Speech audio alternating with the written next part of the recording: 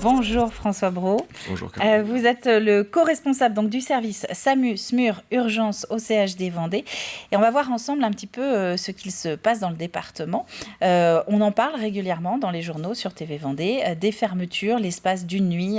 En général, c'est ça, c'est l'espace d'une garde, vous allez nous dire, sur différents points, sur les différents sites hospitaliers du département. Où est-ce qu'on en est aujourd'hui ?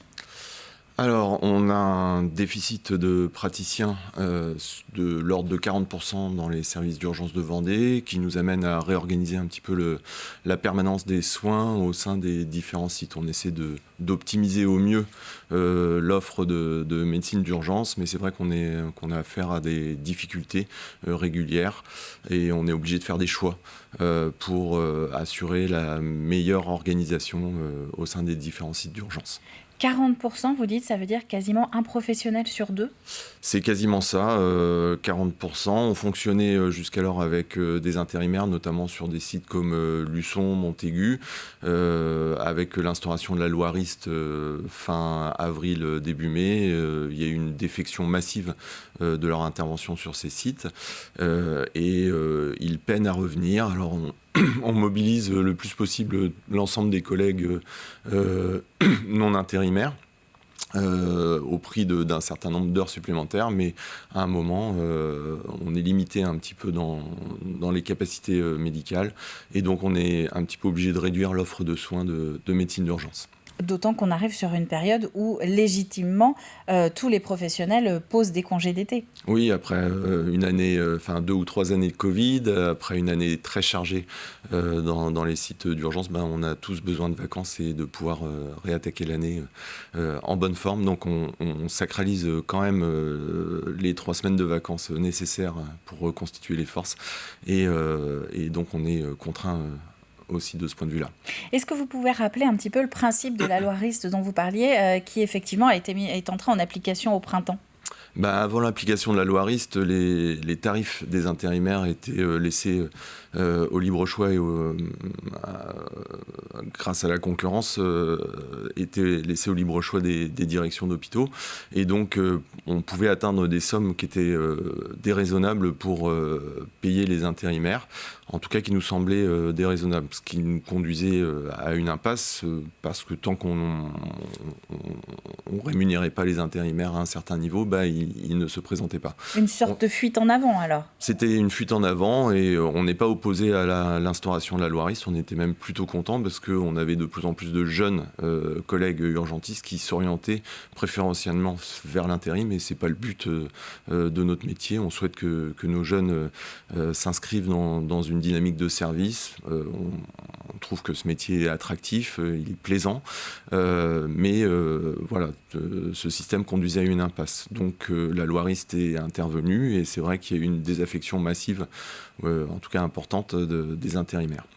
Ça veut dire qu'ils partaient où ils partent peut-être encore, si c'est toujours cette dynamique, où, puisque cette loi Rist, elle s'applique pas uniquement en Vendée, elle s'applique partout en France. Oui, elle s'applique partout. Alors, il y a peut-être eu un certain nombre de réorientations professionnelles. Si ces médecins ne souhaitaient pas travailler dans des hôpitaux, ils n'ont pas voulu se réinsérer dans une médecine salariée contractualisée. Un certain nombre reviennent progressivement, et puis nous, ce qu'on espère, c'est surtout que les jeunes, ce qu'on constate aussi d'ailleurs, c'est que les jeunes viennent travailler dans les hôpitaux de Vendée en particulier, mais donc on voit que progressivement la population médicale des urgentistes se reconstitue un petit peu, mais c'est vrai que tout ça prend du temps, et donc voilà, ça va mettre un petit peu de temps à se normaliser. La face émergée que nous voyons de ce véritable iceberg, ce sont des communiqués qui nous sont envoyés, en l'occurrence par le CHD Vendée, pour nous dire tel soir c'est une fermeture à Fontenay-le-Comte, un autre jour ça va être au Sables-d'Olonne, Montaigu, Luçon. Comment ça se passe en coulisses ? C'est un planning général et vous essayez de répartir justement ces fermetures ? Ouais, on a une visibilité de l'ensemble des fermetures ou des capacités opérationnelles des différents sites d'urgence, et on essaie de diminuer l'impact le plus possible en évitant de fermer 2 sites proches le même soir.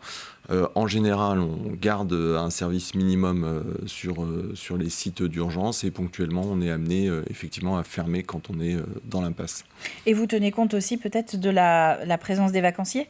On tient compte de la présence des vacanciers. On a essayé de sacraliser évidemment le navire amiral qui est la Roche-sur-Yon, qui ne ferme pas du tout de cet été pour les urgences adultes. On essaie de maintenir une offre de soins sur les Sables d'Olonne et Chaland, qui sont les 2 services d'urgence qui accueillent le plus de touristes et de vacanciers. On maintient les équipages SMUR sur les différents sites d'urgence. Et puis, c'est vrai qu'on a l'hélice SMUR qui nous permet de nous projeter sur le territoire quand il y a une situation qui requiert son intervention. Donc voilà pour l'organisation. Est-ce que du côté des Vendéens, des patients, il y a aussi de nouvelles habitudes à prendre ou peut-être des réflexes à abandonner ? Oui. Alors, il y a déjà quelque chose auquel ils sont confrontés depuis 1 an déjà, c'est qu'on ne vient aux urgences, en tout cas en nuit profonde, entre 23h et 8h, uniquement si on a été régulé par le 15. Donc on ne se présente plus aux urgences spontanément. On téléphone au 15 et on peut avoir soit un conseil, soit une orientation vers un médecin généraliste de garde, soit effectivement on préconise de venir aux urgences où on envoie une ambulance ou les pompiers, mais en tout cas on passe par le 15. Depuis lundi, on a étendu cette plage horaire qui démarre maintenant à 20h, donc de 20h à 8h30 le matin. Il faut passer par le 15 pour pouvoir accéder aux services d'urgence. Et puis d'une manière générale, on fait appel au bon sens. C'est-à-dire qu'on demande aux Vendéens de bien peser la nécessité de venir dans un service d'urgence et si on pense que ce dont on souffre requiert l'intervention d'un service d'urgence, on demande de passer par le 15 en journée. Les services restent ouverts au public ou en tout cas aux patients en journée, mais on souhaite que d'une manière générale, les patients passent par le 15 avant de se présenter aux urgences.